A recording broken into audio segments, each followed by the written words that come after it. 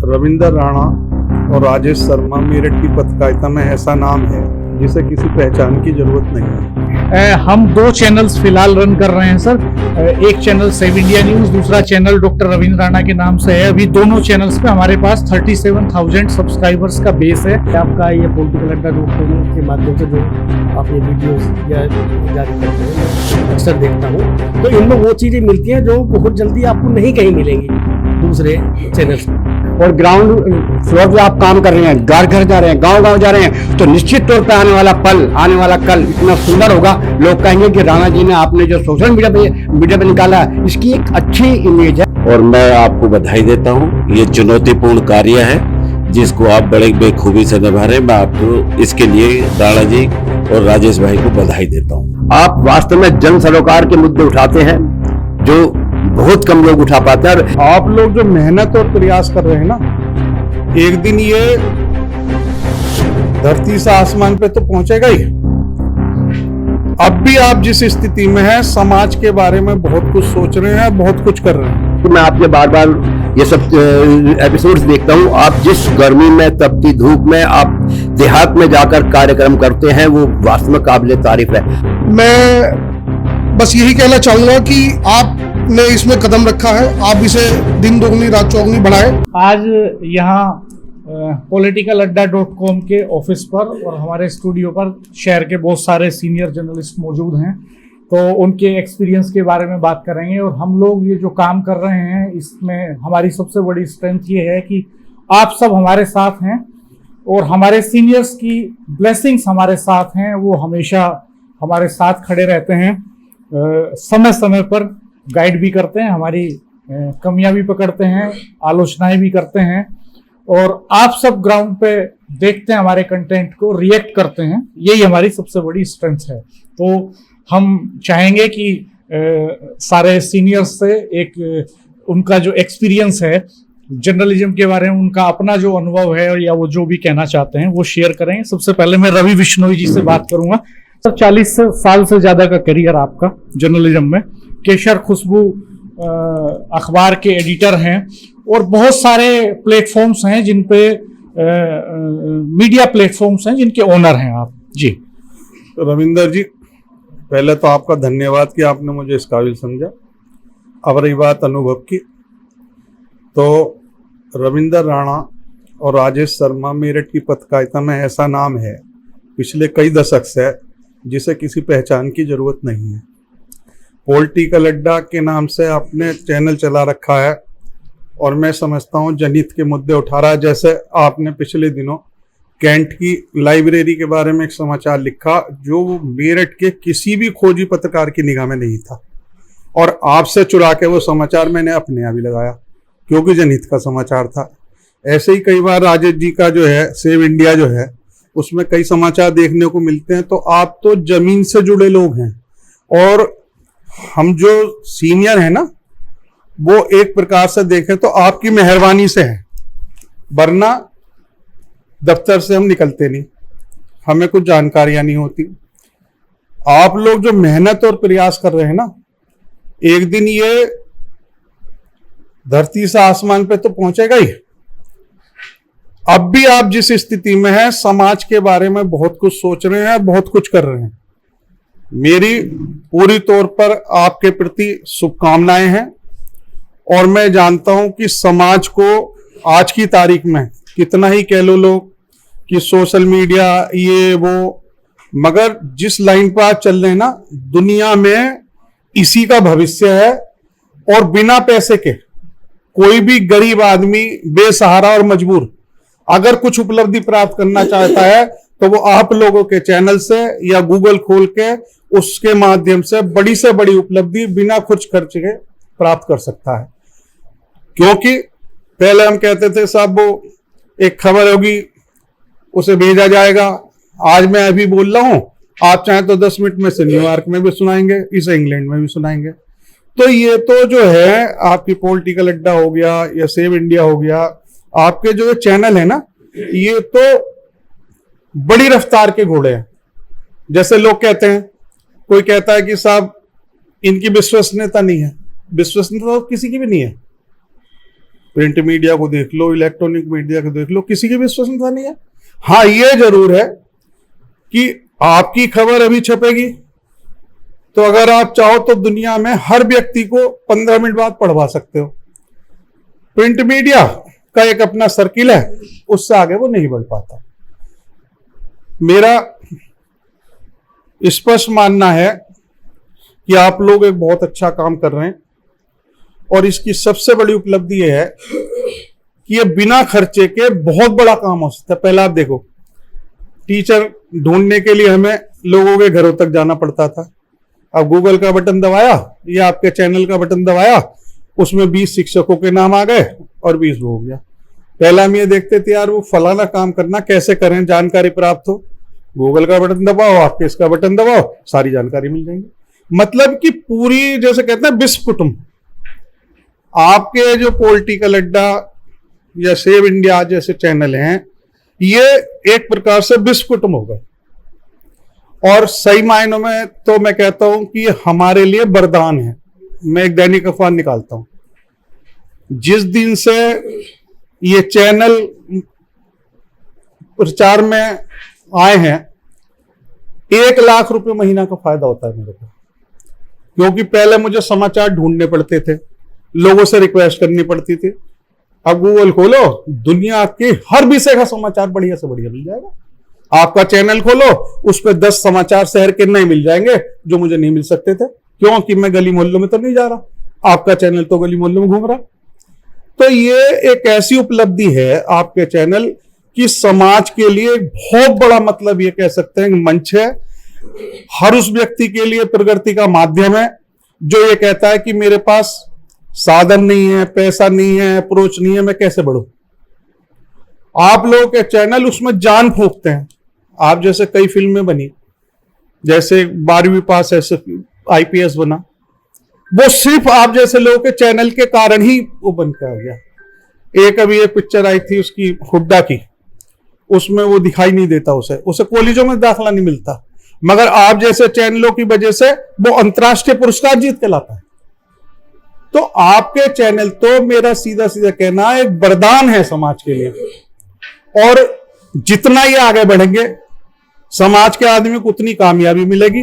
और सबसे बड़ी बात, जो गरीब आदमी है जमीन के नीचे, जिसको कोई रास्ता ही नजर नहीं आ रहा, ये उसके लिए सच्चा मार्गदर्शक है। ऐसे चैनल उसे पूरी दुनिया का खाका खोल के दिखा रहे हैं एक ही जगह बैठ के। चुन ले बेटा कौन सी लाइन पे जाना, स्कूल में एडमिशन नहीं मिलता, बच्चा अगर जुझारू है तो आवाज उठाता है कि साहब मेरे को क्यों नहीं मिलेगा, सब्जेक्ट नहीं देते। अभी सेंट मैरी में हुआ, प्रिंसिपल ने कह दिया कि साहब आपको ये सब्जेक्ट नहीं मिल सकता। उसने पूरे सोशल मीडिया का इस्तेमाल करा, बिना फीस जमा कराए उसे वो देना पड़ा दाखला। तो आप लोगों का जो ये सोशल मीडिया है, ये जो चैनल है, ये तो हम लोगों के लिए वरदान है। इसलिए मैं कहता हूं, हम लोग कहते हैं कि हम पत्रकार हैं, मगर हम समाज के लिए कुछ नहीं कर रहे हैं। आप लोग जिस दिन से इस लाइन को शुरू कर रहे हो, उसी दिन से समाज के लिए कुछ ना कुछ कर रहे हो। तो ये मतलब जो है आपका तो बहुत बड़ा समाज के लिए उपलब्धि है। किसी भी जर्नलिस्ट के लिए दर्शकों का प्यार और सीनियर्स की ब्लेसिंग्स, जो उस प्रोफेशन में लोग हैं, जो हमसे पहले आए हैं, जिन्होंने एक लंबे वक्त इस पेशे को जिया है, वो अगर आपके बारे में इस तरह की बातें कहें तो इससे बड़ा रिवार्ड कुछ नहीं हो सकता। तो मुझे लगता है निश्चित तौर पर आप सबका प्यार और ज्यादा मिलेगा हमें। हमारे साथ वरिष्ठ पत्रकार नरेश उपाध्याय जी मौजूद हैं। आप ग्रीन इंडिया के एडिटर हैं और लंबे समय मेरठ के प्रमुख समाचार पत्रों में आपने काम किया है। सर, आपका स्वागत है। जी रविंद्र जी, सबसे पहले आपको इस नए प्लेटफॉर्म के लिए बहुत बहुत बधाई, शुभकामनाएं। politicalaड्डा.com। Thank you sir. ये हमारी वेबसाइट है सर। बेसिकली हम 2 चैनल्स फिलहाल रन कर रहे हैं सर। एक चैनल सेव इंडिया न्यूज, दूसरा चैनल डॉक्टर रविंद्र राणा के नाम से है। अभी दोनों चैनल्स पे हमारे पास 37,000 सब्सक्राइबर्स का बेस है और politicalaड्डा.com से हमारी वेबसाइट है। जी बिल्कुल, आप दोनों प्लेटफॉर्म को जो बहुत बहुत शुभकामनाएं। और सबसे बड़ी बात यह है कि आपने जो शहर की या लोगों की नब्ज पकड़ी है, लोग क्या जानना चाहते हैं। आमतौर पर क्या होता है कि बाकी जो चैनल्स हैं, अखबार से सबकी अपनी अपनी सीमाएं हैं, वो जो चीज़ जानना चाहते हैं वो उन्हें मिल ही नहीं पाती है। मैं आपका ये politicalaड्डा.com के माध्यम से जो आप ये वीडियोस या ये जारी करते हैं, मैं अक्सर देखता हूँ, तो इनमें वो चीज़ें मिलती हैं जो बहुत जल्दी आपको नहीं कहीं मिलेंगी दूसरे चैनल्स पर। तो इसके लिए बहुत बहुत बधाई, और मैं उम्मीद करूँगा कि इसे आप जो है वो आगे लगातार जनता का प्यार मिलता रहेगा और ये लगातार उपलब्धियाँ हासिल करता रहेगा और बढ़ेगा। Thank you sir. 2 मिनट का समय लेंगे, वैसे ज़्यादा नहीं। हमारे साथ इस समय अवधेश जी भी हैं। श्री अवधेश जी, लंबे समय एक पूरा करियर सूचना और जनसंपर्क विभाग में आपका रहा है, और बेसिकली तो जूनियर इंजीनियर हैं, वहां से करियर शुरू किया था, फिर इंफॉर्मेशन वाले डिपार्टमेंट में आए, तो अखबारों से, मीडिया से एक लंबा नाता आपका रहा है सर। तो किस तरह देख रहे हैं फिलहाल जो बदलाव हो रहे हैं जर्नलिज्म में आप? जर्नलिज्म में होने वाले बदलाव में सबसे बड़ी बात ये है कि जो मौजूदा स्टेब्लिश लोग हैं वो जनहित के समाचारों से दूरी बनाए हुए हैं। अगर सोशल मीडिया में पॉलिटिकल अड्डा और सेव इंडिया जैसे चैनल ना होते तो आम जन की बात तो हम कह ही नहीं पाते। मैंने 1990 से सूचना अधिकारी के पद से काम किया। मैंने वो दौर देखा है, एक समाचार पत्र में किसी अधिकारी के खिलाफ 4 लाइन छप गई तो अगले दिन उसके खिलाफ कार्रवाई हो जाती थी। अब पूरा पेज छाप लो। ताजा उदाहरण मध्य प्रदेश के मंत्री जी का है, कोई भी कार्रवाई करने के लिए उनको तैयार नहीं है। और मैं आपको बधाई देता हूं, ये चुनौतीपूर्ण कार्य है जिसको आप बड़े बेखूबी से निभा रहे हैं। मैं आपको इसके लिए राणा जी और राजेश भाई को बधाई देता हूं। मेरी शुभकामनाएं आपके साथ। थैंक यू सर, आपने वैल्यूएबल समय दिया। हमारे साथ सुरेंद्र शर्मा जी हैं, जिला सूचना अधिकारी रहे आप मेरठ में, और एक बड़ा नाता आपका पूरा मीडिया प्लेटफॉर्म से रहा है। बहुत बदल गई मीडिया की दुनिया सुरेंद्र सर। जी रविंदर जी, मैं आपको बहुत बहुत बधाई देना चाहता हूं। राजेश शर्मा जी को बधाई देना चाहता हूं कि आपके दोनों चैनल सेव इंडिया, पॉलिटिकल अड्डा जो आपने शुरू किया है, अपना आप में काबिल तारीफ है। चूंकि सबसे बड़ी बात तो यह है कि मैं आपके बार बार ये सब एपिसोड्स देखता हूं, आप जिस गर्मी में, तपती धूप में आप देहात में जाकर कार्यक्रम करते हैं वो वास्तव में काबिल तारीफ है। आप वास्तव में जन सरोकार के मुद्दे उठाते हैं जो बहुत कम लोग उठा पाते हैं। और ये जो आपका सोशल मीडिया है, मैं अगर आपको ये इतनी जल्दी इसने पूरे वर्ल्ड को एक गांव के रूप में जो है ना विकसित कर दिया है। मुझे एक बात याद आ रही है, जब मैं अमेरिका में कुछ दिन पहले, तो मैंने वहीं एक खबर देखी और मैं समझता हूं कि उस खबर का बड़ा अच्छा रेस्पॉन्स मुझे वहां भी मिला। मैं वहां देखता था। तो आप समझे सोशल मीडिया का अगर एक खबर प्रकाशित होती है, उसका चलती है चैनल पे, उस पूरी दुनिया देखती है। मैं आपको कहता हूं कि आप बहुत ही अच्छा काम कर रहे हैं और आप जन सरोकार का जो काम आपने शुरू किया है बेहद अच्छा है। मैं इसके लिए आपको बधाई देना चाहता हूं, आपके चैनल्स को बधाई देना चाहता हूं। यद्यपि परिस्थिति बहुत खराब है आजकल, अगर मैं कहूं कि मीडिया की वो स्थिति नहीं है जो पहले थी आज, लेकिन फिर भी आप बहुत अच्छा काम कर रहे हैं। आप इस चुनौती को आपने स्वीकार किया है और उस चुनौती पर आप खड़े उतर रहे हैं। फिर एक बार पुनः आप बधाई के पात्र हैं। Thank you sir, thank you. हमारे साथ अंकित बिश्नोई जी हैं। अंकित जी ने बहुत तेजी से पहचान बनाई मीडिया की दुनिया में। ताजाखबर.com के नाम से आपकी वेबसाइट धूम मचा रही है इन दिनों, और कई अहम जिम्मेदारियां आपने इस हिस्से में संभाली हैं। मेरठ में जो एक कमेटी होती है मीडिया पर्सन्स की एडमिनिस्ट्रेशन के साथ, उसके भी मेंबर हैं आप। अंकित जी, मैं सर्वप्रथम तो रविंद्र राणा जी और भाई राजेश शर्मा जी को बहुत बहुत शुभकामनाएं, बधाई देता हूं। और मैं समझता हूं कि इन दोनों ने जिस हिम्मत से और जिस बहादुरी से पत्रकारिता करी, इतने साल इतने बड़े बड़े चैनलों से जुड़े रहे, एक अच्छा अपना नाम बनाया, सम्मान बनाया। अब उन्होंने इस चुनौतीपूर्ण कार्य को स्वीकार करके कि एक पॉलिटिकल अड्डा और सेव इंडिया के नाम से राजेश जी ने फाउंडेशन भी और चैनल भी शुरू करे। दोनों ने चुनौतीपूर्ण कार्य को स्वीकार किया है। मैं सबसे पहले इसके बधाई देता हूं। दूसरी बात, मैं खुद, जैसा कि राणा जी ने बताया, चैनल चला रहा हूं, तो मुझे इसकी चुनौतियां भी पता है। इसके बारे में ये भी पता है कि भाई आज आप इतनी मेहनत कर रहे हैं और कल इसमें आपकी मेहनत कहां चली जाए पता नहीं चलेगा, क्योंकि आजकल हैकर्स बहुत एक्टिव हैं। तो इसमें टेक्निकल समस्याएं बहुत है। तो आपको अपने समाचार को, अपने कंटेंट को बचाए रखना भी एक बहुत बड़ी चुनौती है इसमें। मैं बस यही कहना चाहूंगा कि आपने इसमें कदम रखा है, आप इसे दिन दोगुनी रात चौगुनी बढ़ाएं मेरा जिस रूप में भी आपके साथ रहा हूँ हमेशा साथ रहूंगा। आपका बहुत बहुत धन्यवाद। थैंक यू अंकित बिश्नोई जी। महेंद्र उपाध्याय जी हमारे साथ हैं, रीजनल जर्नलिज्म करते हैं, अपना अखबार भी निकालते हैं, लंबे समय से ग्रास रूट पे आप शहर में जर्नलिज्म कर रहे हैं, कितना बदलाव देख रहे हैं पिछले कुछ सालों में? पहले तो मैं इस क्रांतिकारी मेरठ की भूमि से जो क्रांतिकारी आवाज निकली है ये आपके नाम पॉलिटिकल के नाम के, क्योंकि ज्यादातर लोग पॉलिटिकल हो गए हैं आजकल, जो है हर सोच उनकी पॉलिटिकल हो गई है। तो पहले तो राणा जी आपको बहुत बहुत शुभकामनाएं। पॉलिटिकल हर चीज से जुड़ा हुआ, समाज से जुड़ा हुआ है। पहले हम विज्ञप्ति लिख के भेजा करते थे और रिक्वेस्ट करा करते थे कि भैया हमारी ये विज्ञप्ति भेज देना, पता लगे 2 दिन बाद विज्ञप्ति आएगी, 3 दिन बाद विज्ञप्ति आएगी।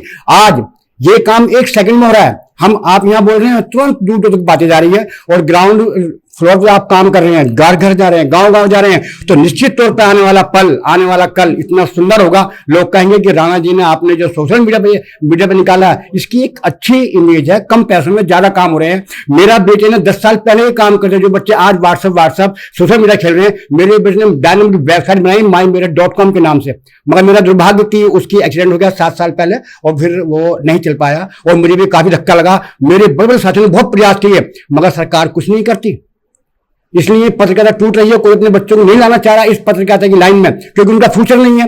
मगर क्योंकि सोशल मीडिया पर आज समय में ये बात नहीं कहनी चाहिए थी, आज का तो वक्त है कि आपका जो चैनल है, हमारी बहुत बहुत शुभकामनाएं आपके लिए। दैनिक ज्वाली टाइम्स हो और अपना समाज भी, अखिल भारतीय नाथ समाज, उससे भी जुड़ा हुआ हूं, तो मैं सभी से प्रयास करूंगा कि इस चैनल को आप देखें, आपको आशीर्वाद मिले इस चीज का। और जब आप बोलते हैं तो दुनिया साइलेंट हो सुनती है, मैं आपको सुनता हूं, देखता हूं, तो कुछ ऐसी चीजें सुनने को मिलती है जो मैं और पत्रकार में नहीं देखता। मेरे से पहले आदरणीय भाई रवि बिश्नोई जी ने बोल दिया, हमारे अधिकारी जी ने बोल दिया, कितने प्यार करते हैं मेरठ की भूमि के लोग, और ये मेरठ की भूमि क्रांतिकारी है, इसकी आवाज दुनिया के कोने कोने में जाएगी, मेरा ऐसा मानना है। और आप पर, आपके समस्त परिवार पर परम पूज्य महायोगी भगवान गुरु गोरखनाथ की कृपा बन रहे, ऐसे मैं उनसे प्रार्थना करता हूँ।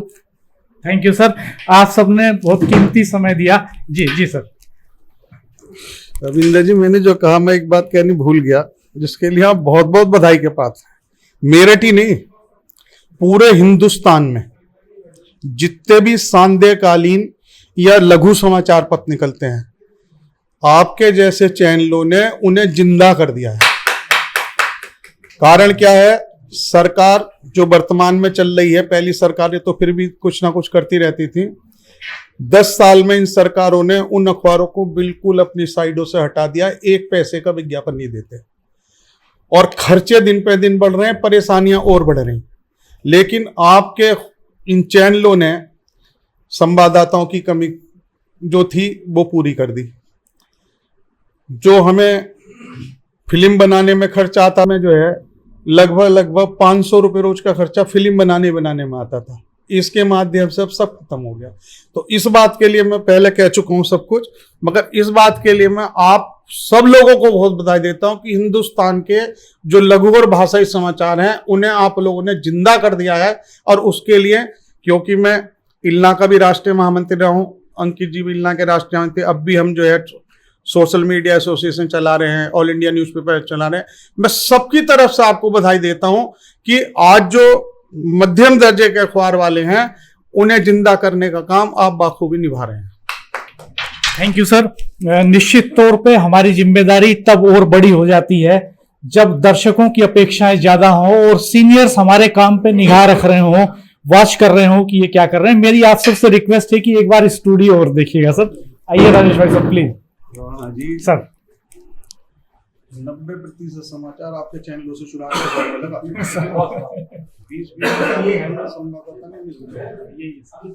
और उसकी फिर फिल्म ये बताओ, अब कुछ दिन निकालो, साला चिपकाओ।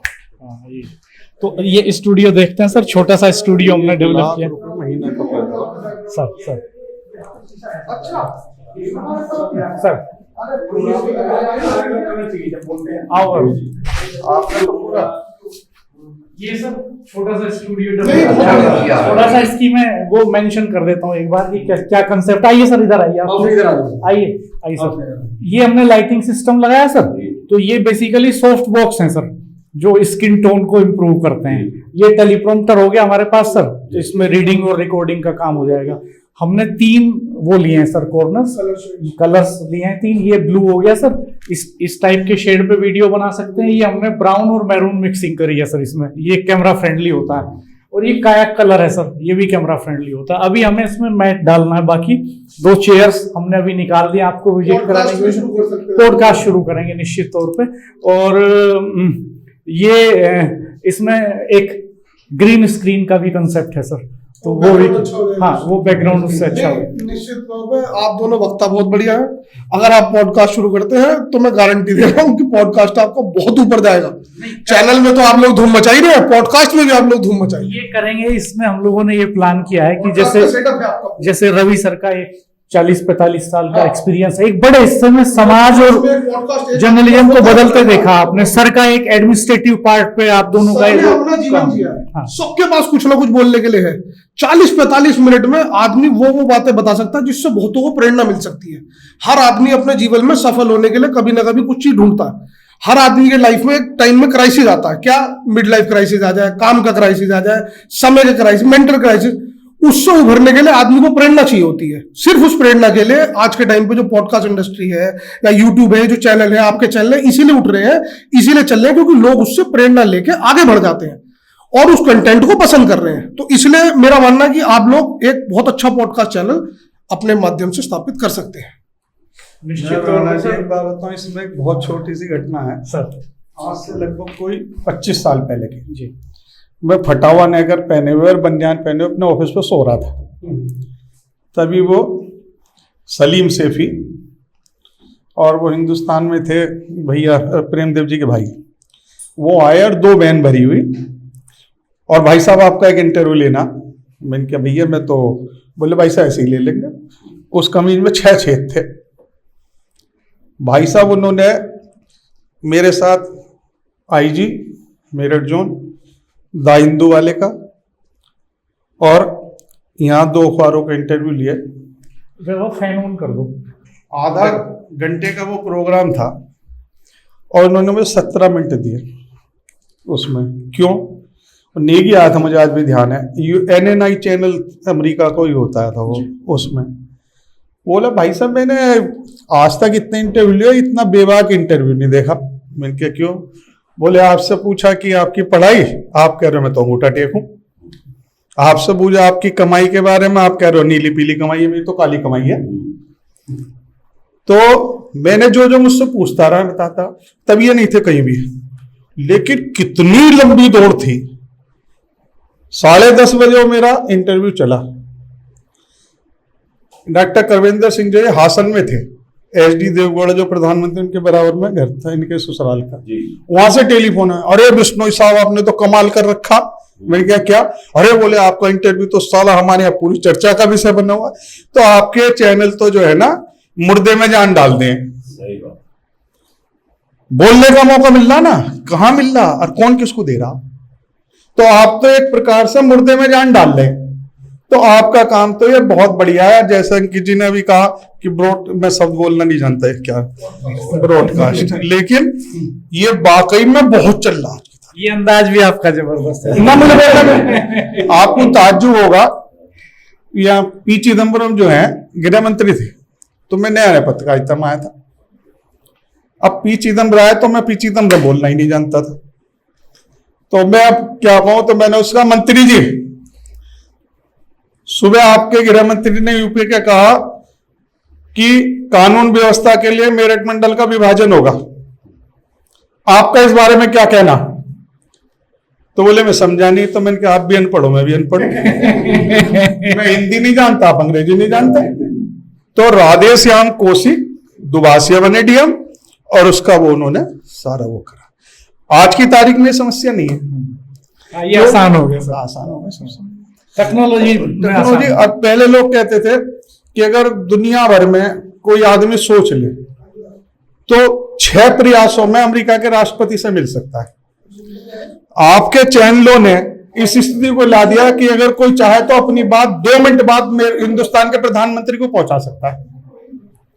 और एक बात समझ लें, अगर आपने 10 दफे लिखा तो 2 में कार्रवाई होनी है, 8 में ना हो मगर 2 में जरूर होनी है। तो इसलिए आप लोग का जो ब्रॉडकास्ट मतलब जो भी है और ये चैनल है, ये तो गति दे रहे हैं हमें, मतलब सबसे बड़ी बात है। और युवा नौजवान को अपनी बात कहने के, अपनी मन की कुंठा निकालने का मौका दे रहे हैं। नहीं तो आदमी अपनी बात कहते हैं कि आप अपनी अभिव्यक्ति कर दें तो आप आत्महत्या नहीं करेंगे, गलत नहीं सोचेंगे, मगर उसे बोलने का मौका क्या मिलता है।